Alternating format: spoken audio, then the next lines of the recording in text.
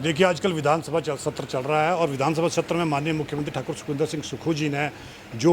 एक प्रस्ताव सदन के अंदर लाया था कि इस प्रदेश को राष्ट्रीय आपदा घोषित किया जाए, और उसको लेकर भाजपा ने चुप्पी साधी। क्या कारण था कि क्यों चुप्पी साधी, लेकिन बावजूद उसके चुप्पी साधने के भी यहाँ की जो हमारे विधायक थे कांग्रेस के, और सरकार ने जो प्रस्ताव पास करके जो केंद्र को दे दिया। अल्टीमेटली कहीं ना कहीं इनका हिडन एजेंडा था कि कहीं ना कहीं ये राजनीति करना चाहते थे यहाँ पर जो आपदा से पीड़ित लोगों है। इतना ही नहीं, हमारे माननीय जो विधायक कुल्लू के सुंदर सिंह ठाकुर जी ने परसों जब आंकड़ा दिया कि जब इस तरह की त्रासदी जब उत्तराखंड में आई थी तो तकरीबन 9,000 करोड़ का जो वहाँ पे नुकसान हुआ था, और तो उस तत्काल सरकार जो उस वक्त यूपीए 2 की सरकार थी, उन्होंने तकरीबन 41,000 करोड़ जो है इमीडिएटली रिलीफ दिया था, और उसके तहत जो वहाँ पर जो है जनजीवन जो है आमतौर पर चला था। उन्होंने ये उदाहरण दिया कि क्या कारण है कि हिमाचल प्रदेश में भाजपा की सरकार जो केंद्र में बैठी है वो क्यों नहीं कर रही है, और यहाँ के जो लोग हैं वो क्यों नहीं इस प्रस्ताव में जो है भाग ले रही है। समझ सकते हैं कि इनका जो दोहरा चेहरा है वो प्रदेश की जनता के सामने आ गया कि कथनी और करनी में क्या फ़र्क है। वहीं दूसरी तरफ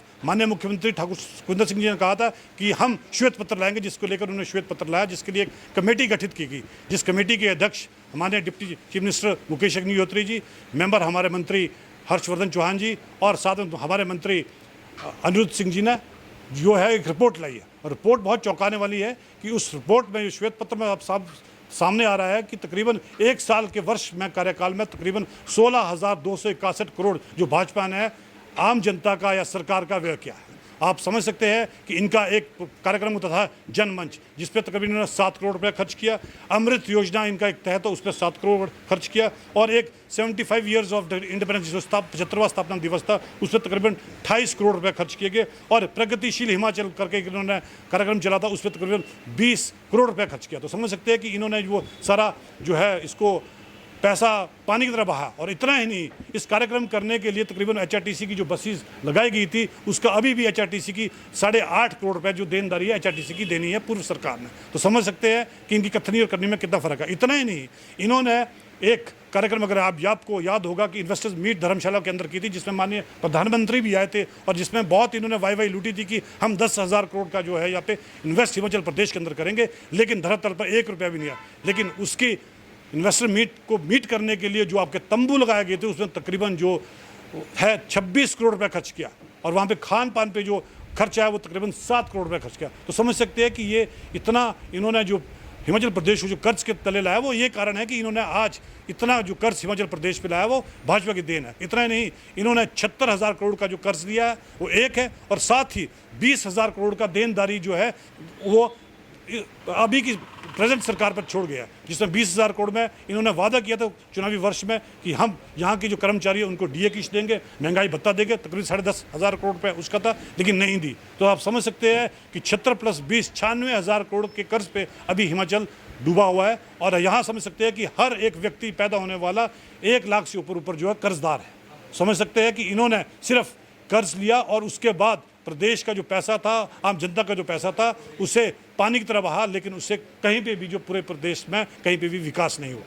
झूठी गारंटी नहीं है, हमारी गारंटी जो थी बिल्कुल, हमने ओपीएस लागू की और ओपीएस को हमने इम्प्लीमेंट किया, बावजूद इसके कि इन्होंने सरकार ने इन्होंने केंद्र सरकार को उसको रोकने की कोशिश की। हमने महिलाओं को लेकर वादा किया कि 1,500 रुपये, और लाहौल स्पीति पहला ज़िला है जहाँ पर सभी महिलाओं को 1,500 के उसके तहत जोड़ा दिया है, और अब चरणबद्ध तरीके से जो है सारी महिलाओं को जो है प्रदेश में धीरे धीरे लिया जाएगा। और इतना ही नहीं, हमने वादा किया था बागवानों को लेकर कि यहाँ पे बागवानों को जो सेब किलो के हिसाब से बिकेंगे, और आप समझ सकते हैं कि अब जो सेब सीजन खत्म होने वाला है तो वहाँ पे पूरे मंडियों में किलो के हिसाब से सेब बिक रहा है। तो हमने जो वादा किया था उस वादा पे हम खरा उतरा। इनकी तरह नहीं कि इन्होंने जो वादे किए थे वो पूरे के पूरे झूठे हैं, और आज जनता को मालूम हो गया कि जिस तरह से ये यहाँ पर प्रदेश में आई आपदा को लेकर